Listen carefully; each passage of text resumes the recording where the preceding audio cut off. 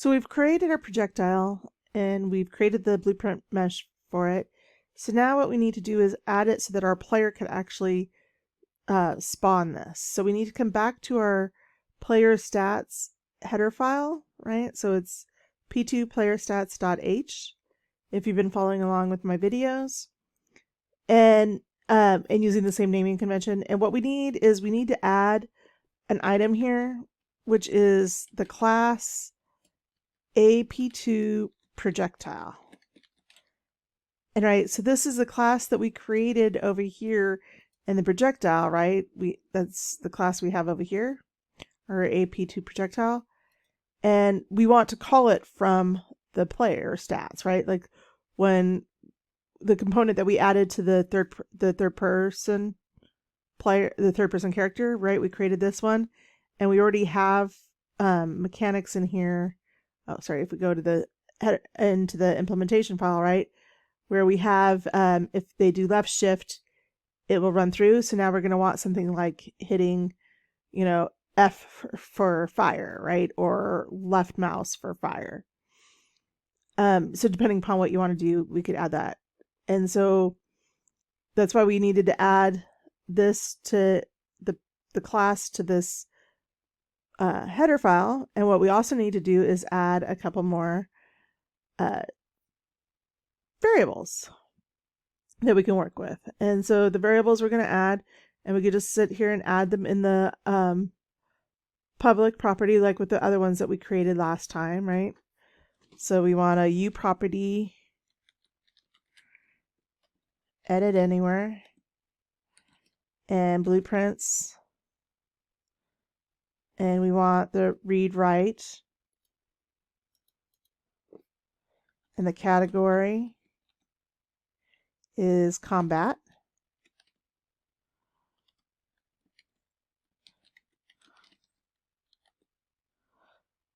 Subclass of, just saying that we're making it, oh, I did not do that right. T subclass of AP2 projectile. So we want to make an object of the projectile class that we made. We'll just call it projectile class. And we're going to do the same thing. So I'm just going to copy this because we're going to make another one, which is, instead of this, it's going to just be a float and the fire rate, so that we can change that if we want to. And we'll do 0.3 F. So how fast we can shoot our items. And we also need to create another variable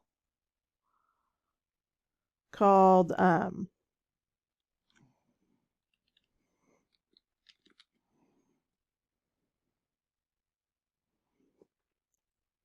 this is a debug one, so we're going to just do visible anywhere, category, and we'll put debug. And it is going to be called, it's a Boolean, B can fire equals true. So just saying that the person can fire the gun, right? So this will set us up so if we want to eventually make it so like you can run out of bullets or you don't have a gun or something, that you can modify that. And then we also need to add another function. So we have these two functions here, right? So we want another function that is going to be public, and it is, so U function, blueprint, callable, and category, and it's combat,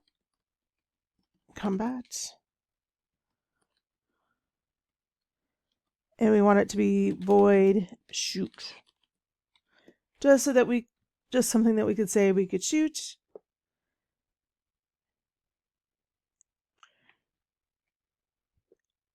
And we're going to also add a thing for private.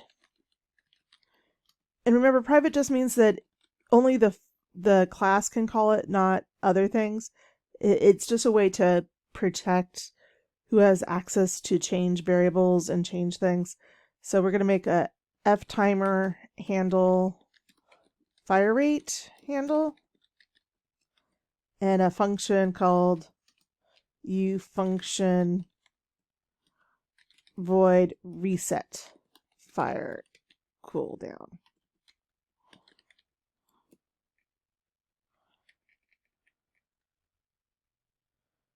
And this should be all caps.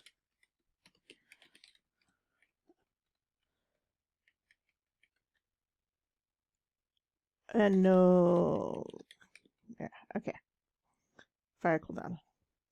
So now we need to actually make these functions and do that. So we're going to go into the implementation file, which is the .cpp version of the PlayerStats, right? The .h has all the declarations and variables, and then the implementation file has where you actually do the code. So what we need to do here is we need to add the component, the header file for our up here at the top. We need to include our P2 projectile. And just before we get started, what we're going to do is at the bottom is we added a couple functions, right? We added this function, reset fire cooldown, and we added shoot, right? So we're just going to come down to our implementation files and create those. We also have void shoot. So we need these here. And so all I'm doing is creating them, and there are these U2 player stats,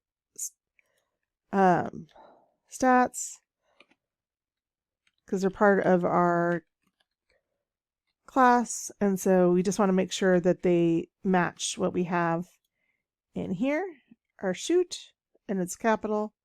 See, this is why we look. And I did not make this a function.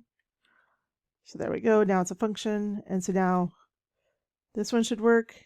And again, neither one of those are returning anything. So these are very good stumps that we can make. And what a stump is, it lets you actually compile your code and check to make sure that everything's working without you having to have written your whole entire code for it yet. So we're just going to save everything and go test it. We're going to save everything in here and compile. We're not going to actually try to see if anything works yet. We're just trying to make sure that we're not breaking anything along the way. It's just what I like to do to make sure that I've done all my preemptive things. Typing is periodically when I'm making changes, make sure I can still compile and that I don't have any typos. So now that I can see that I don't have any typos and it is all working well, then I can move on to the next step. And so I'll do the next step in the next video where I actually fill out the code for shooting our projectile.